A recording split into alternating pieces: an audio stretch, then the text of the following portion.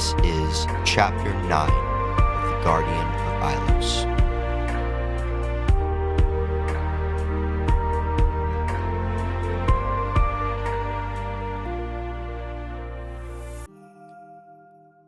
This world is mine. Nelson's eyes snapped open, the sensation of hot breath tickling his ear. Drenched in sweat, the bone-chilling nightmare lingered in Nelson's mind as he swung in his hammock below the ship's deck. The same recurring nightmare as the last 2 nights. The sound of his heart beat loudly in his ears as his eyes searched the pitch-black night for any hint of light. A burning sensation grew in his shoulder, a faint whisper of the wound he endured the night before. It should be worse, he thought, lifting his hand to inspect the scar. But that is all it was, a scar. How? Nelson groaned as he turned over to relieve the remaining pain. Yellow, glowing eyes met him and just about gave him a heart attack. Whoa! Nelson cried, floundering and spinning in his hammock before landing on the floor with a thud. Harold hummed. An apology? Nelson couldn't tell. He just groaned back and rubbed his sore head. Sorry, Sid whispered. She moved over to his side to help him up. Are you okay? I'll be fine, Nelson replied. The bite in his tone revealed his embarrassment. Sid helped him up, her locket's glow providing just enough light to see in front of them. I'm sorry, really. Yeah, I'll be fine, he said. Just, that thing scared me half to death. Harold hummed a downward tone. It sounded sad. Nelson sighed and tried to find the bright yellow eyes. It's okay. Sorry for calling you a thing. Just, well, you don't have to hover like that is all. Harold climbed the hanging hammock until coming eye to eye with Nelson. He hummed, then nestled Nelson's cheek. Aw, that is just too cute, Sid said. But I hate to break up the bromance. It's time for us to go up on deck. Why up there? Nelson asked. Even Harold hummed in confusion. Isn't Mina in the captain's quarters? She is, but I don't want to risk waking her up. Sid pointed over Nelson's shoulder. The room at the back of the ship was mostly dark, except for some light coming from a flickering candle on top of a desk. Makes sense, Nelson nodded. You might want to take your blankets, Sid said. It's getting pretty cold up there. Come to think of it, now that she mentioned it, Nelson was feeling a chill. It wasn't that cold when we went to sleep, was it? Why is it so cold all of a sudden? He asked. I don't know, replied Sid. All the more reason to figure out this map. Mina can only get us so far.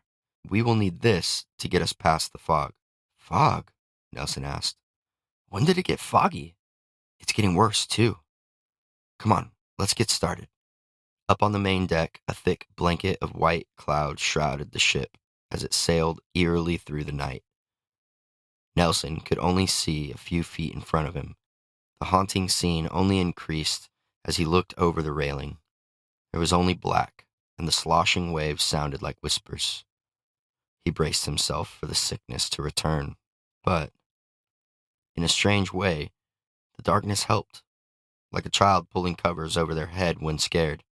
For Nelson, seeing nothing was better than seeing a monster, which, as an adult, is a funny thing to consider. Maybe there are things scarier than consequence, than pain, than death. Or maybe that's exactly what monsters represent in the first place. Either way, Nelson was happy to be cloaked, to be near a friend, and hopefully soon to be on land. This should be good, Sid whispered. She sat down in the middle of the top deck and pulled out the book. As she reached for her locket, Nelson saw that it was already glowing faintly from behind her shirt. Sid flipped through some pages until finding her dog ear. It was hard to see at first, but Nelson swore he could see glitter on the pages. Sid must have seen it too, because she looked up at him and smiled. Now what? Nelson asked. Is it working? I'm not sure. I think it is, but Sid flipped one of the pages back and forth a few times. Yeah, she said to herself. This is the right page. Nelson looked around. Sid was right earlier. The fog was growing thicker. Any more, and they wouldn't be able to see their hands in front of them. The chill grew thicker as well, sending shivers down his spine. Maybe it's not dark enough? Nelson asked, pulling the blanket tighter around his shoulders. Or maybe try reading a poem or something. Sid looked at him in contempt. What? I'm just saying. Apparently, that was a bad idea. Sid rubbed her chin. I don't get it. This was supposed to work. I mean, it worked in the middle of the day under a small shadow. Okay, well, what if we recreate that? Nelson said. The shadow? Sid asked. Her face said she was not convinced. You want to try and recreate a shadow? No, he said, feeling a tinge of annoyance. I mean, how were you holding the book and the locket? You were sitting, right? Nelson stood up and looked around. The fog was rolling in, making him squint as he searched for the spot where they were sitting earlier. There, over there, come on. Really? We're doing this? Sid asked. Yes, Nelson said, reaching out his hand. We're doing this, come on. Sid grabbed his hand and followed him over to the railing. He sat down and pulled her along with him. Okay, now, he said, what did you do next? She rolled her eyes, but soon gave in and went along with the exercise. Well, she started. Sitting down, she pulled the necklace out from behind her shirt. I grabbed the locket like this, and all at once, a rush of air exploded from the locket. A bright light shot out from between Sid's fingers, so bright Nelson had to shade his eyes. For a second, it looked like Sid was floating underwater. Her hair was suspended, flowing outward in all directions. But just as quickly as the air was pushed from around the locket, it sucked back in like a vacuum. Sid's hair settled, and the bright light from inside her clenched fist subsided. Whoa, she said, turning to look at Nelson. I think you did it, Nelson said, smiling. More so because he was proud of himself, but also because his friend always looked so cool when the locket activated. It was like she had superpowers. Hurry, open the book, he said. Right, okay, so it was here. Sid turned a few pages and then stopped as soon as she saw the bright glowing compass from before. This time, however, instead of the look of glitter, once hidden symbols glowed on the page, so bright that Sid's face shone in the darkness too. It even looked to Nelson as if the light in the book reflected the light coming from Sid's face. He sat astonished. The more she seemed to spend time with the locket and the book, he thought, the more they seemed to be one. A part of her existing in the book, a part of the book existing within her, all connected by the light of the locket. Nelson watched Sid close her eyes, and as she did, a thin beam of light ascended into the clouds from the compass. It pierced precisely through the white blanket above them, and to their surprise, not one bit of it faded. As the light reached above the main mast, it stopped for a moment, and then it took a sharp turn, and then another, and another. Whoa, Nelson whispered. It kind of looks like an etch-a-sketch. What do you think it's doing? When everything is dark, Sid muttered, her mother's poem. Light will make it clear. A kind, motherly voice came from behind the children. Nelson jumped and spun around. He found Mina standing, staring up at the lines of light amidst the fog. Sid pivoted slowly, clutching the locket to her chest. Nelson stepped between her and Mina. Hey, Mina. Everything okay? Sorry, we didn't mean to wake you. Mina walked out onto the deck, completely ignoring his question. A hidden path will keep you safe, she said, eyes still fixed on the pattern of light above. Then, as if suddenly remembering a horrible dream, she stopped and grabbed her head as it shook. Her head panned from the light above over to Sid, and her eyes looked wild. Finally, she moaned. Her posture began to slope, hunching over like a cat. You have no idea how long we've been waiting, and you brought it straight to me. Well, she brought it to me. Mina pointed at the map room just beneath the helm. The door, blocked by powdered kegs, a faint banging sound traveled over. A prisoner. You're not Mina, are you? Nelson asked. The imposter smiled. No way, my dear. The voice shifted. I'm afraid she's a little tied up at the moment. Fear crept over Nelson, goosebumps following it all the way up his spine. He looked at Sid for their next move. She stood in a defensive position, the locket gripped tightly in her right hand. Stay back, Sid shouted. Her eyes started to glow.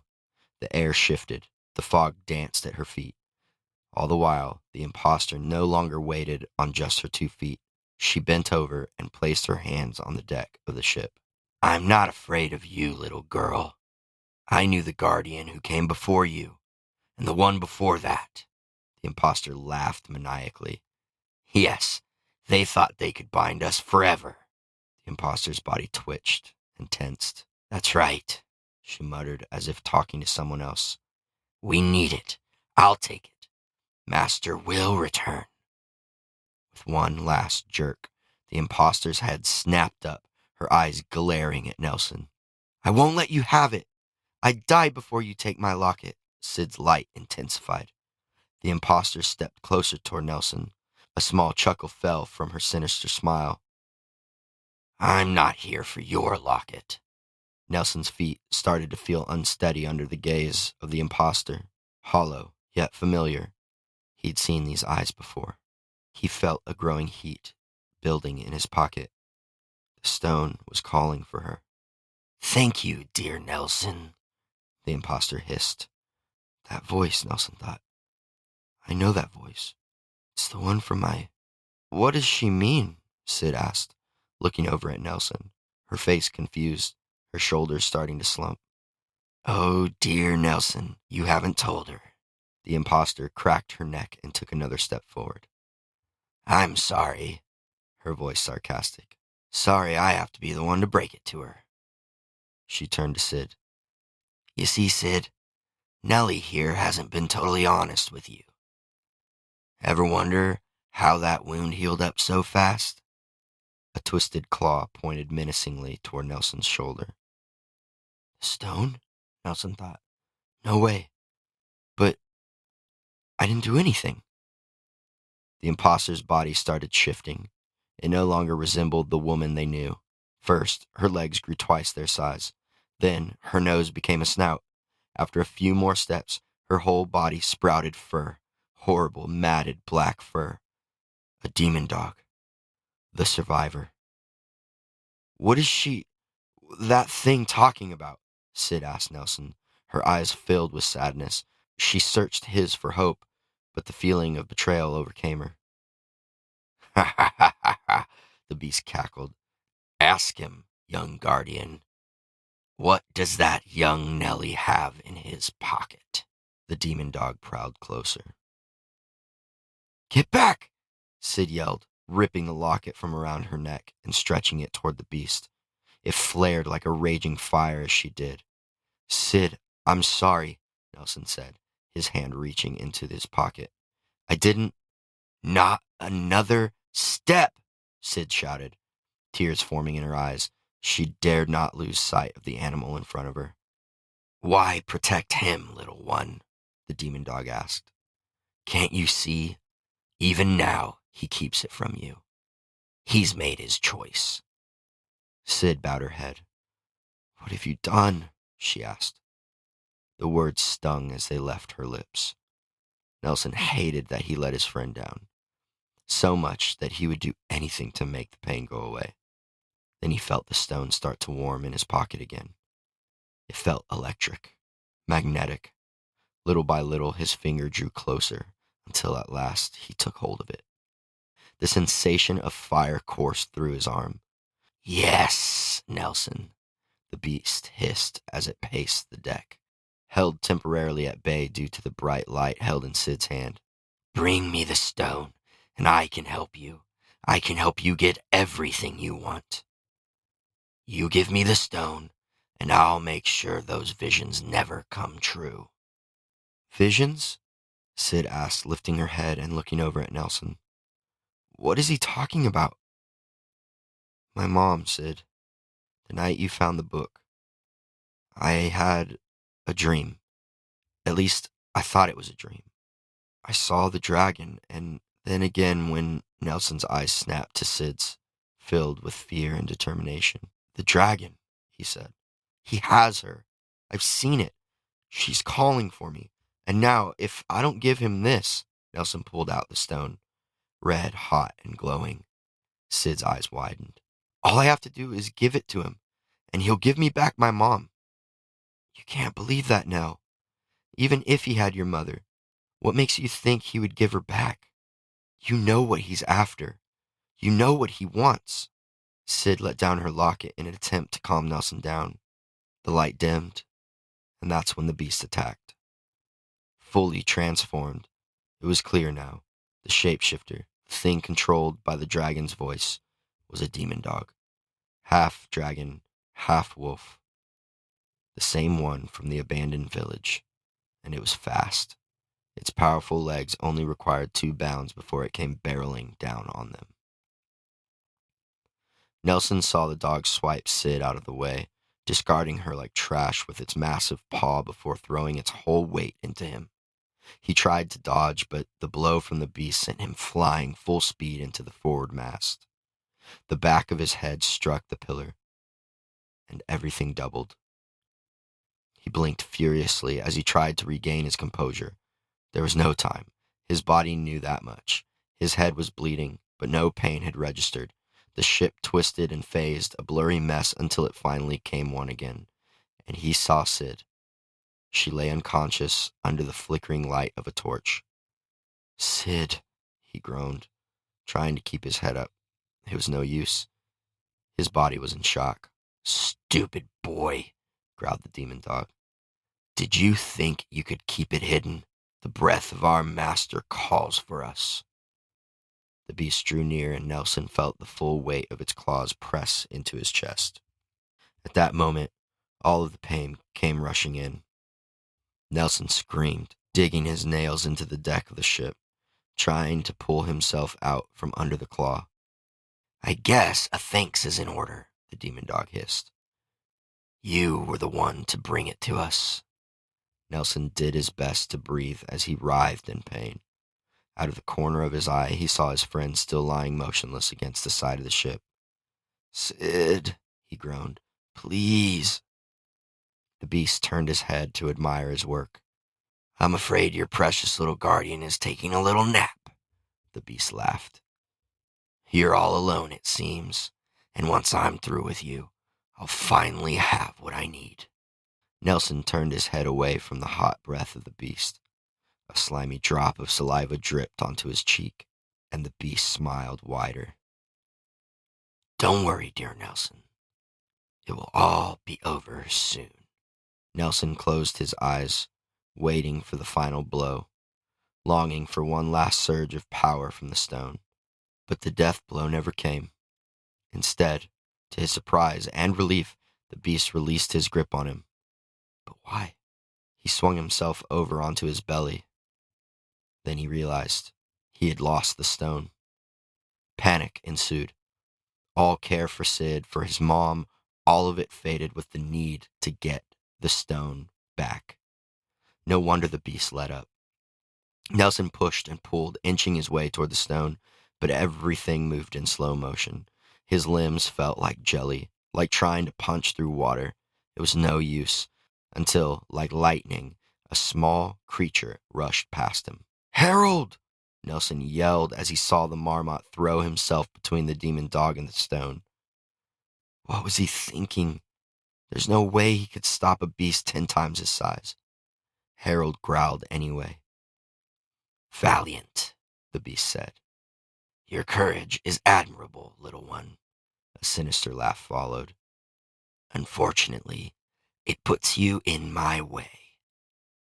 Without pause, the demon dog whipped his long tail from behind him and struck Harold in the side. No! Nelson yelled. The blow sent the little guy screaming into the side of the ship, and with nothing else in his way, the demon dog picked up the stone. And ate it? A bright red light exploded from the beast, the force of which pressed Nelson further into the deck of the ship. With glowing red eyes and a sinister grin, the beast turned his attention to Sid. Now, what to do with you, Gar? A shriek rang out across the sky, so loud it stopped the beast in his tracks. A giant winged creature, like that of a phoenix, came soaring in from the clouds above, its golden chest glimmering in the torchlight. Made up of a mix of feathers and scales, it flew gracefully, balanced by 3 long serpentine whips for a tail. Can't you just go away? The demon dog growled, rolling his eyes in frustration. All in one motion, the phoenix landed and flung its tails into the map room door, shattering it to little bits. Mina was free. With a loud cry, she mounted the massive bird, her silver sword in tote, fury pouring from her eyes, fixed on the one who bound her.